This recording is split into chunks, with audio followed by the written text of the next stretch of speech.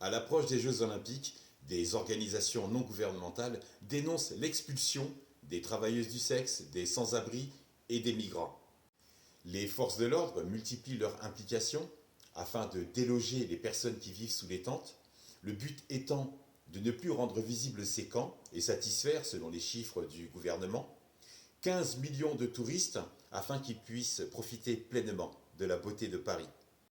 Et si c'était en Russie, en Inde ou en Chine, depuis l'œil observateur de la France, ne parlerait-on pas d'atteinte aux droits de l'homme? Ou qui sait, peut-être d'une éventuelle annulation des Jeux Olympiques chez eux? Mais quand on constate toutes ces sommes colossales engagées pour les Jeux Olympiques 2024, un tiers permettrait d'aider les exclus à ne plus vivre dans des conditions inhumaines. Un gouvernement français qui désinforme pour attirer des migrants, anéantir le code du travail pour proposer encore plus de postes de travail encore plus précaires. Un gouvernement riche en propositions fortes pour résoudre le problème des migrants, car il considère que pour traiter un sujet, c'est le déplacer. Pas de budget pour aider les sans-abri en France, mais on trouve les thunes pour mettre à disposition des bus pour éloigner les migrants le plus loin possible de Paris en direction de Strasbourg, Agen, Tours, Rennes, Orléans. Pourquoi Orléans?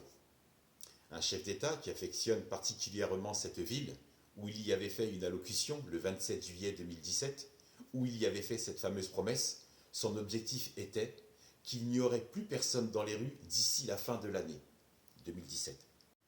Effectivement, plus personne ne descend dans les rues par crainte de perdre un œil ou un testicule. Donc, pour régler une problématique, son idée, c'est toujours de la déplacer.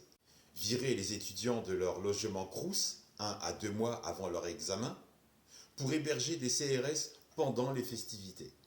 Gouvernement bon prince, qui n'a pas honte de remettre aux étudiants 100 € de dédommagement et un bon coup de pied au derche. Un budget pour les bus afin d'éloigner les migrants. Question, où est le budget pour aider des Français qui eux aussi sont à la rue?